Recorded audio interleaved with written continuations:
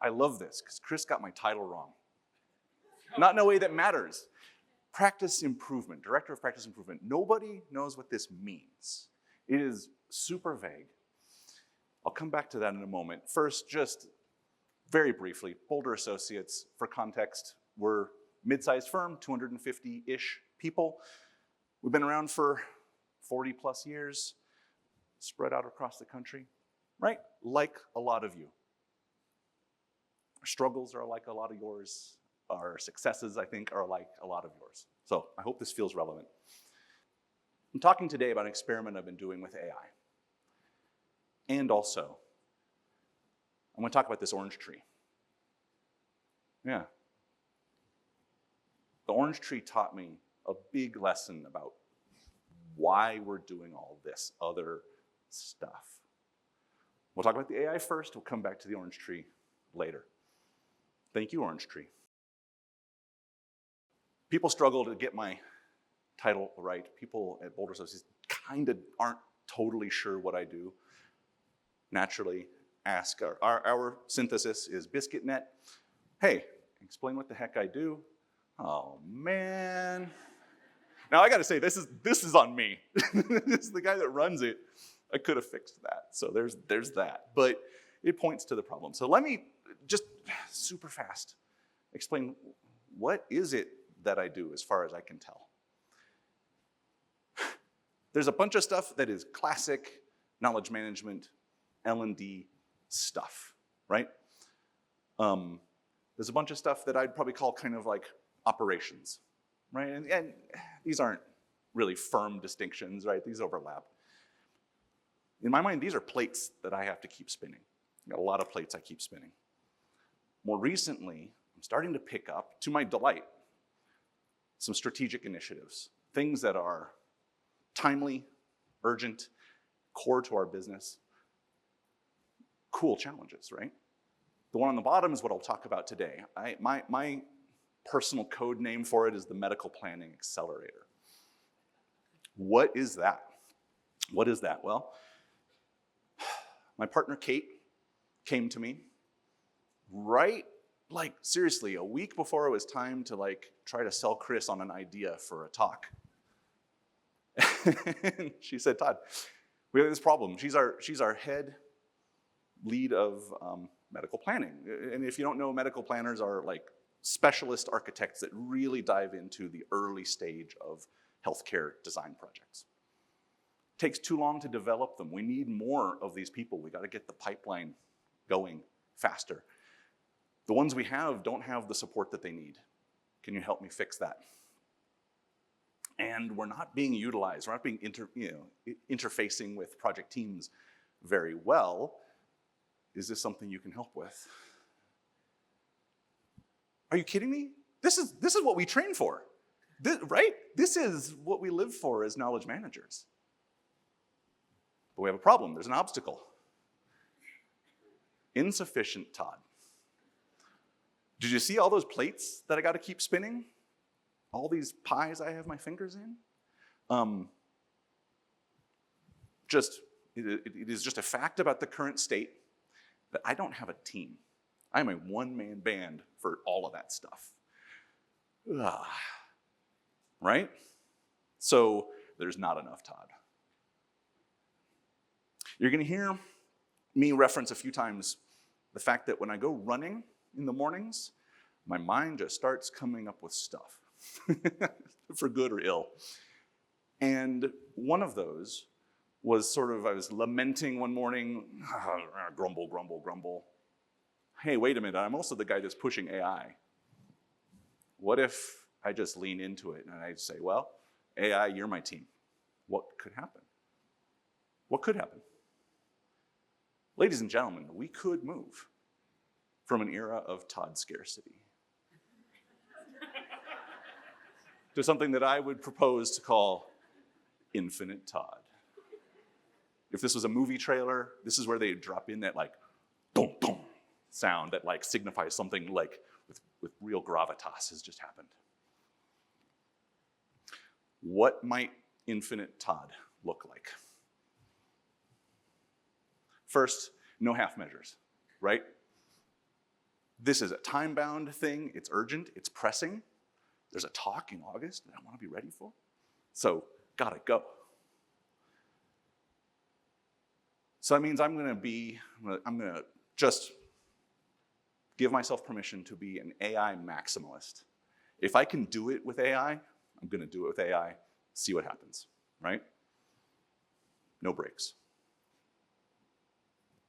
At this point, there's a problem. I'm gonna bring you with me into sort of AI maximalism.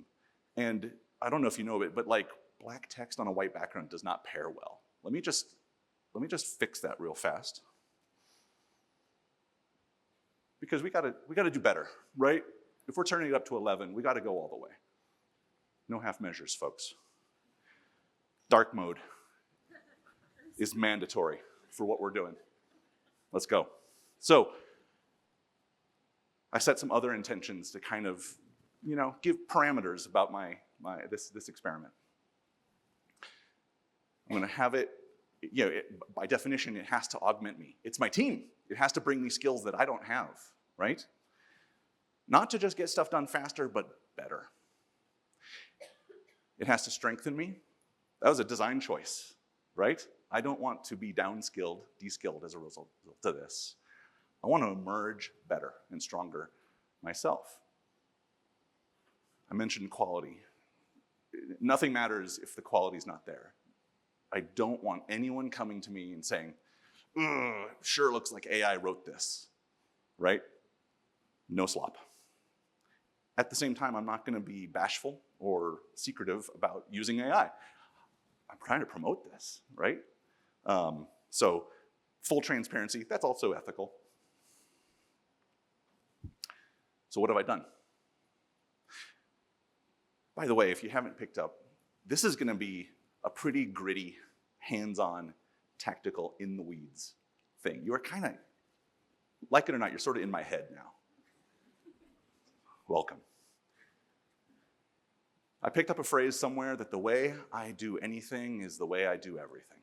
And never truer. So here's how I do everything and anything. And so for the medical planning accelerator, this is what I've been doing.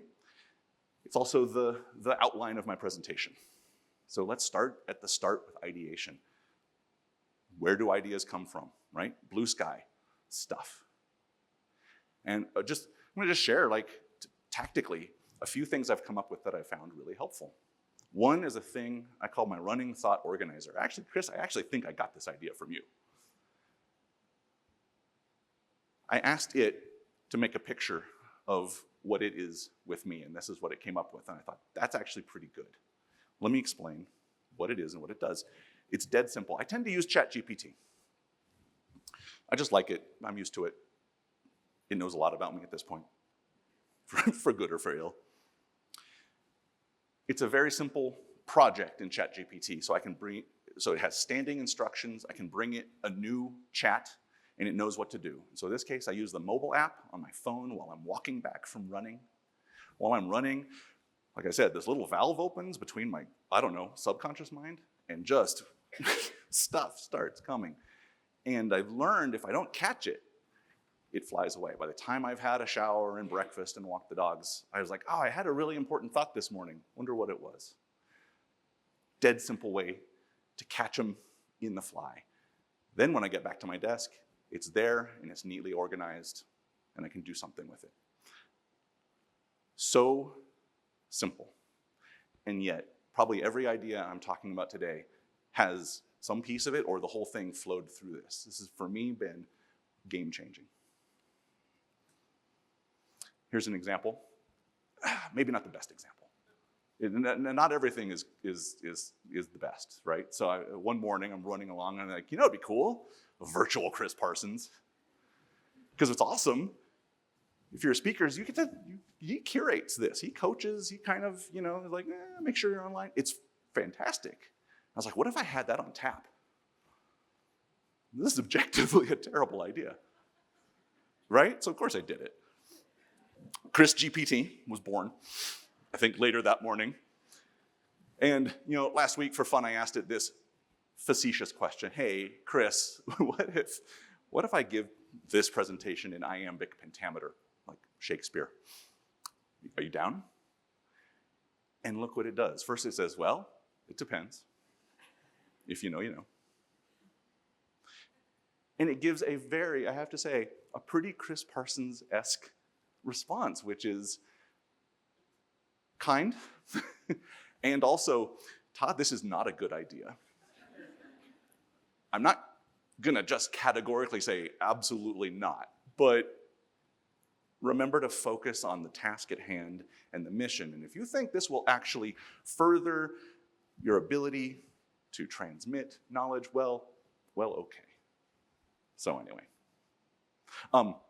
if you're interested, there's a QR code at the end where you can access Chris GPT, if you dare.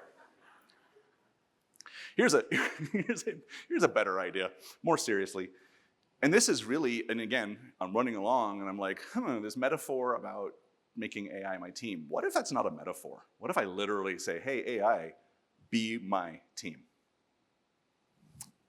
It named itself the Brain Trust, so I go with that.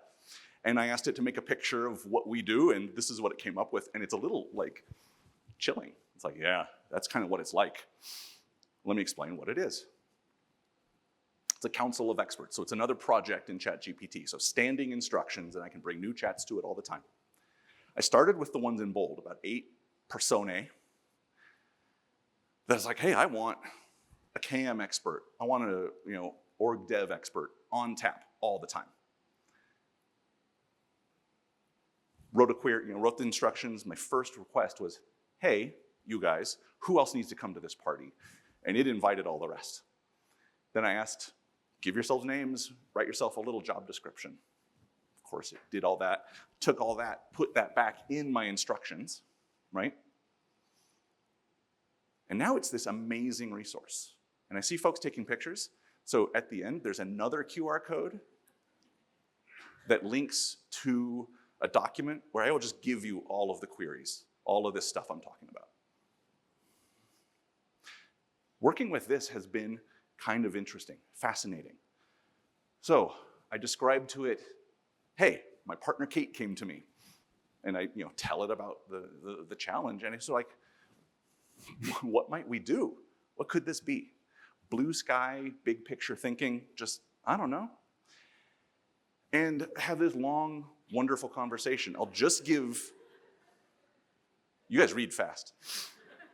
I'll just give 2 tiny snippets, right, to give just a taste. It's hard to give the experience of this in a PowerPoint, but the L&D person is, of course, talking about declarative knowledge. That's really great to get into templates and job aids, get that down, versus, procedural knowledge. That's more like shadowing and learning on the go. And every meeting has to have one, right? Blair shows up and, lets the air out of the balloon. And he was one of the 8 personas I defined to begin with, because you just sort of have to have someone that doesn't let you get too far off into the clouds, and Blair solved that. My original goal was that these different personas would kind of debate, like they would actually be like real human beings where they would disagree. Actually, it's like the Play-Doh Fun Factory. It's the same ChatGPT squeezing itself out of different holes, different shapes, right? So it can't really disagree with itself. That's fine, because what it is it's this thing that I can give it an idea or a question or a concern or whatever, and it helps look at it from every facet. And it picks up things that I'm gonna miss, and it surfaces stuff, much of which is not useful. And every once in a while you're like, oh, that is gold. Or should I say fire? Fire. Okay, switching gears to another one. This is just sort of like personal care. I notice sometimes there's like a thing I'm gonna do, and man, every day it seems to move on to from yesterday's to-do list to tomorrow's to-do list. I never seem to quite do it. LLMs are amazing at kind of coaching. And I built one that just like, I can just say, hey, I gotta do this LinkedIn learning post, and I don't know why, but I'm just not getting to it. And is fantastic for helping me get unstuck. Kind of weird, but it works. So ideation. What does AI bring to this? It's bringing more ideas, it's bringing better ideas, and I think a deeper inspection of ideas early on, right? And that has been fantastic. Let's move on to research. And I'm going to use this word in a particular sense. I'm a big fan of lean, and in lean we are fond of Japanese terms, and there's one, genchi genbutsu, which we sometimes will semi-translate into go to Gemba. What does go to Gemba mean? Gemba is the place where work is done. So if you're designing a thing for those people, you should go talk to them, right? There's two reasons you go to Gemba. One, you want to find out what is actually going on, right? Duh. The other one is to show respect. These are both incredibly important. You've got to find out what's going on. That data is amazing. Showing respect builds bridges, builds connections. It helps the next steps tremendously. People like to be listened to, I've found.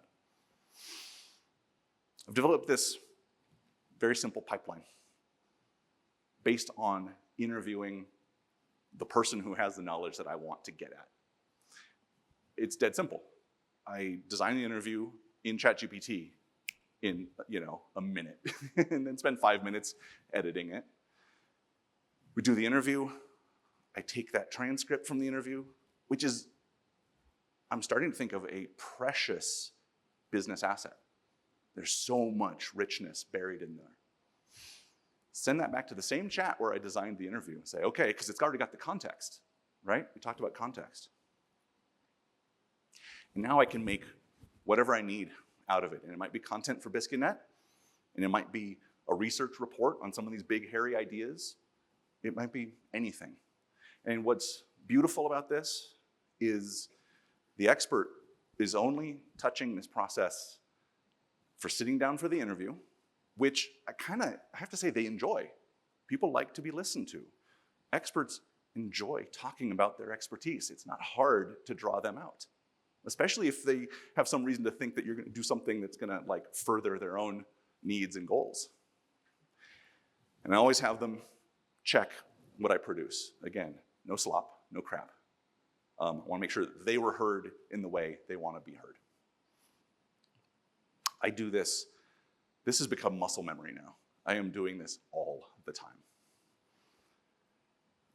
Developing the interview plan is as simple as asking for it, right? Sometimes I'll give, well, not sometimes, I generally always give context. Hey, I want to talk to this person about this. I want to surface the mental models about this, whatever it may be. For the Medical Planning Accelerator, I interviewed 10 people, sort of some really, aspirants, we call them, they're sort of entering it and are trying to find their way, and they're sort of an expert level. And this was cool. After the first couple interviews, I recycled the transcript back into the chat and I said, hey, here's the first interview I did on this. How did it go? Are the questions working? Are we getting what we thought we needed? How am I doing as an interviewer? Again, I want to upskill as a result of this. No shock. It was talk less. Thanks. Thanks. Message received. What AI is bringing to this stage of things is the ability to, with ease, develop and just capture a breadth of data, a breadth of evidence of what is really going on that serves the next steps.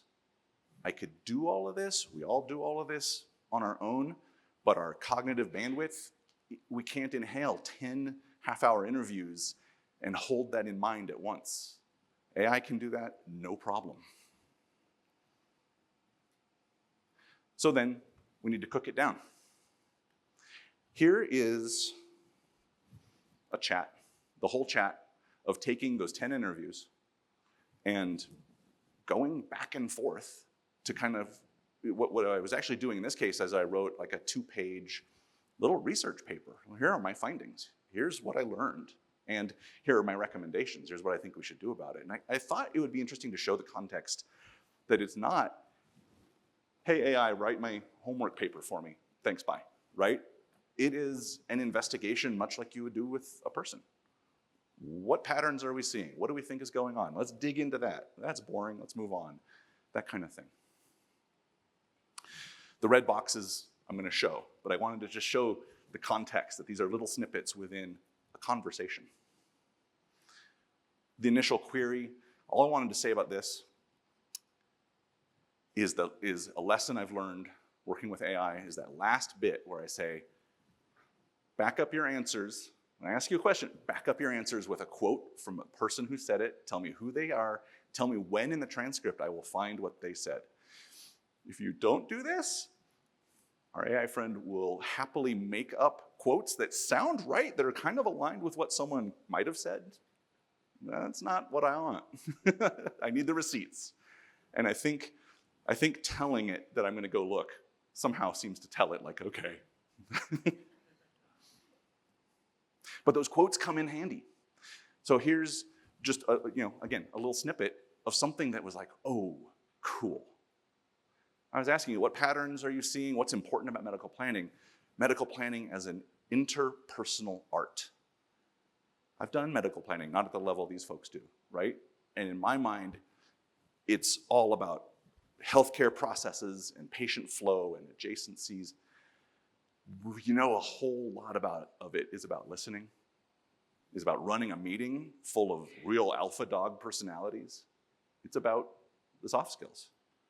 That was such a key thing that I think I would have missed if I was just doing this on my own. And I got the quotes to back it up. As part of my ongoing dialogue, it blithely mentioned the Kate effect. Oh yeah, the Kate effect is mentioned. And I'm like, whoa, whoa, whoa. That is not a term anyone at Boulder Associates has ever uttered. We don't talk about that. AI made that up. The interviews didn't even ask about Kate. So AI was seeing something. So I was like, well, that's interesting. What the heck is the Kate effect?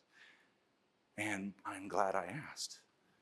It came back and it described at this like system level, right? What does this mean? And the third point was the one where I was like, oh, that's the diamond. Kate is, honest to God, amazing. And there isn't really a vice Kate. And we venerate how great Kate is, and also, while that's true, that is also a huge vulnerability. That is a source of tremendous fragility in our system. And if I go in there and I start trying to move things around, and I'm not aware that there is this intense bottleneck around this one key resource, A, I'm not doing my job, B, it ain't gonna work. Thank you, AI. So here's a little snip of like my report out that I gave to Kate. She got kind of quiet when she saw the piece about the Kate effect. But, and again, I just wanted to show those quotes actually are fantastic, because what happens is this turns the conversation from, hi, I'm Todd, my head's all in the clouds about systems thinking and lean and knowledge management, and I'm making an assertion. Turns it from that to, I've studied the situation. Here is what the people involved say. Here are the patterns that we have found from talking to the people who are in this. Therefore, here are the solutions that seem like they would make this better. It moves it from, I'm asserting something and please believe me because I'm infamous, to, this is what your colleagues say, right? When our medical planners are saying, I don't even really know what medical planning is, that lands. So what are we doing? Mostly, what have we done? Duh, I've talked about templates 8 times. We're gonna do templates, fine. But what AI brought to the party was, well, and what the interviews, that whole process brought was, it's not just the templates that people were asking for to begin with around standardized meeting minute or agendas. It's also equipment information. It's also benchmarking information. There's these other resources that our planners are just dying to get. And that hadn't come up yet. Of course, knowledge managers, we're gonna make learning flows, am I right? And now I know to do it without bottlenecking on Kate. I need teachers to be teaching, but I need those teachers not to be Kate whenever possible. I can design around that, right? Naturally, elevate the community of practice, generate a role description. We don't have a role description for medical planners. You think that's part of why they're confused? Could be.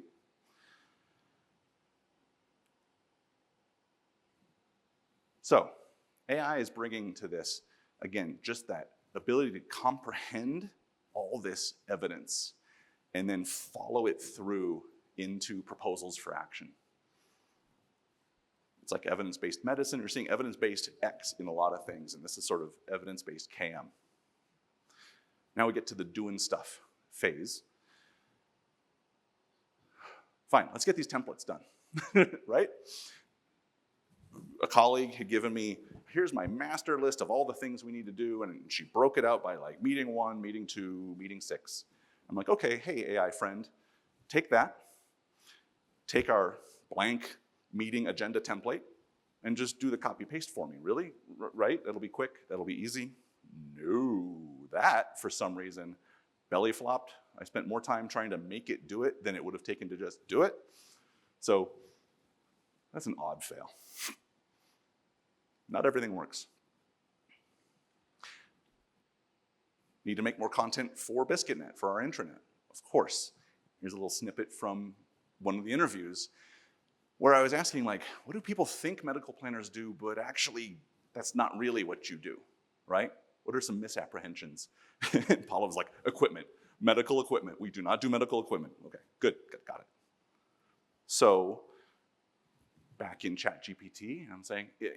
So in my head, I'm like, how do I say that on BiscuitNet in a way that's gonna, like, I don't know, just not sound wrong? ChatGPT's like, Todd, I got this. Hold my beer. You don't want to sound defensive or territorial. I'm like, oh my, that's exactly what I don't want to sound. Thank you. I didn't have quite the words, but how are we going to do that? And it wrote a lovely little section that is now on the page about medical planning, and it's like, role boundaries. And here's what we're focusing on. You know how like flight attendants are saying, our first job is to make sure you're safe, as a way of saying, that 8th drink you want, it's probably not our big priority, right? This is a little bit like that. And I thought it was just very smooth how it worded that. I don't think I could have quite landed that as nicely. Developed a role description. We're up to work that I did this last weekend, just for the timeline here. So this is being reviewed right now. And I just love, I kind of call out, advise on equipment, right? That note that's in the data about we don't do medical equipment, we have a role, but we're not doing the planning. I love that effortlessly, it just flowed right into the role description. That's nice. I would have put it there if I didn't have AI, but it's nice that just these threads can kind of connect. The last thing I'll share is one of the first things I thought of running down the sidewalk one morning. Be like, man, the whole thing around these interpersonal skills and running a meeting, those are really high stakes moments. They can be kind of scary. Be nice if there was some way to practice this where it was safe to fail, right? I wonder if AI could do that, you know? And I was starting to go down the path of, oh man, I'm gonna have to learn how to make my own AI contraption, and maybe someday. And then about 2 weeks ago, LinkedIn Learning, who has had these role play things, like predefined ones, they came out with one where it's like, you can just choose your own adventure. You can define the persona, you know, of the agent and what the scenario is and what the grading criteria are. Kind of cool. So again, I think I did this on Sunday, so no one at BA has seen it yet. So we'll play with it and see if there's value. But I'll tell you what, talking to this surgeon, it was stressing me out. So there's something there.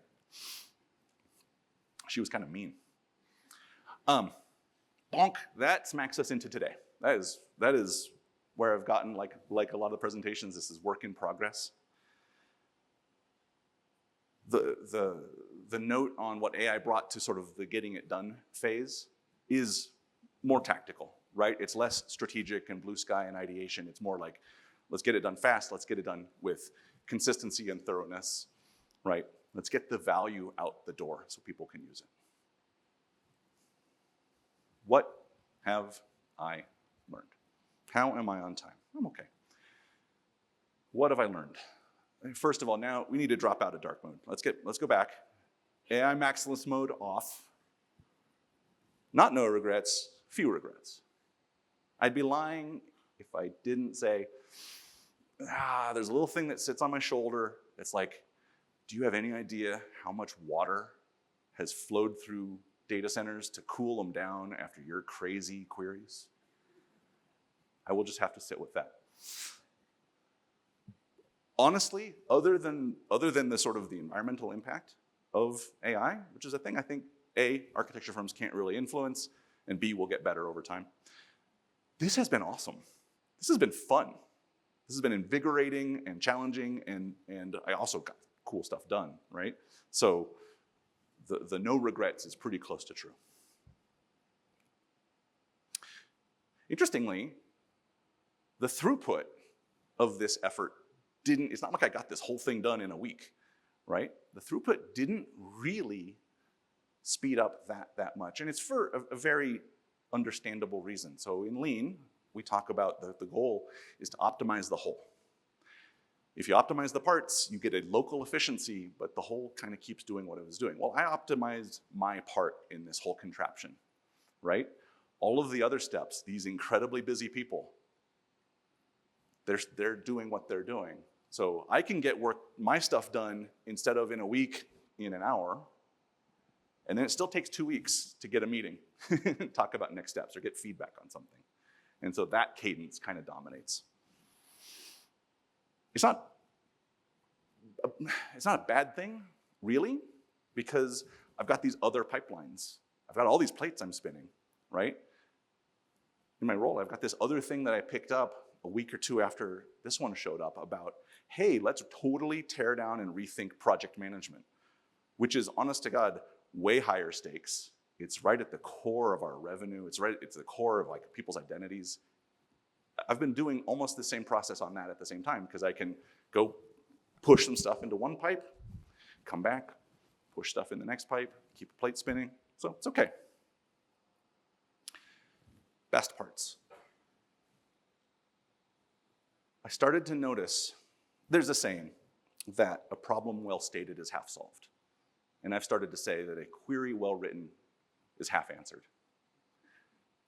I think writers know this, that the act of writing something down is the act of understanding it and of clarifying your thoughts.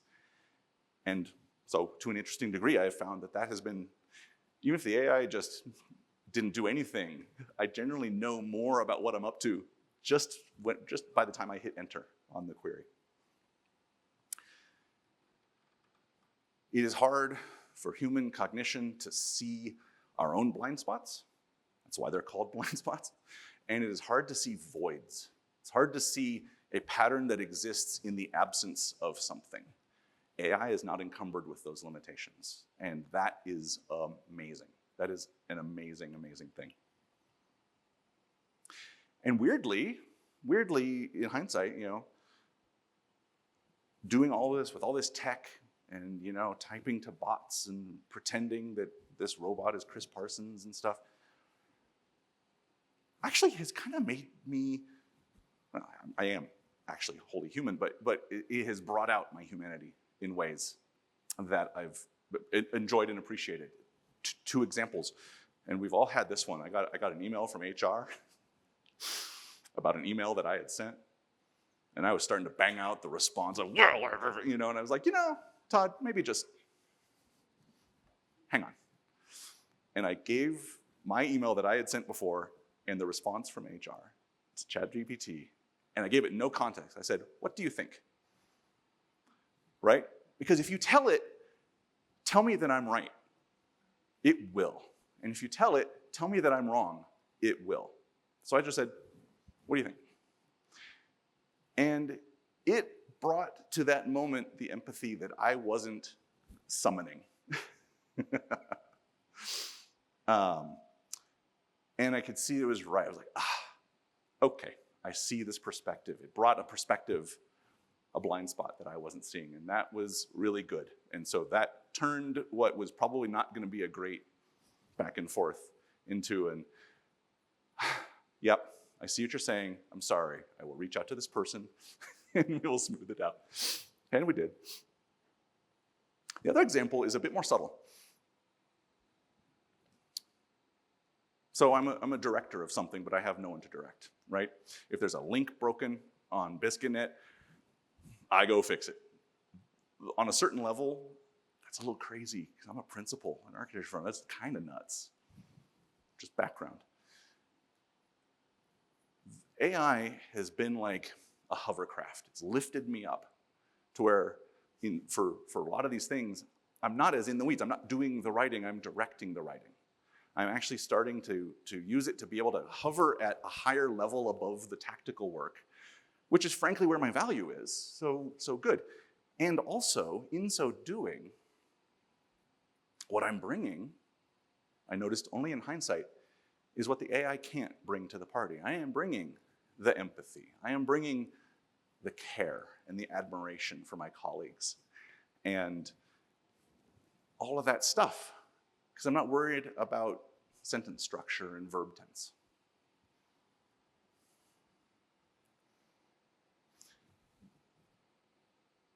I mentioned we'd go back to the orange tree. And so this is straight from the running thought organizer. I was out one morning, spring, head is absolutely full of AI, this, and query that, and what, you know, and I don't have a team, and oh my God, I have to have something to say in August, and all of these things. And then I crash into this plume of fragrance from that orange tree I showed. I don't know if any of you know what an orange tree in bloom smells like. Oh, it is a transcendent fragrance. And it absolutely crashed me back into my body, into this beautiful morning, doing something that was good for me. The sun is shining,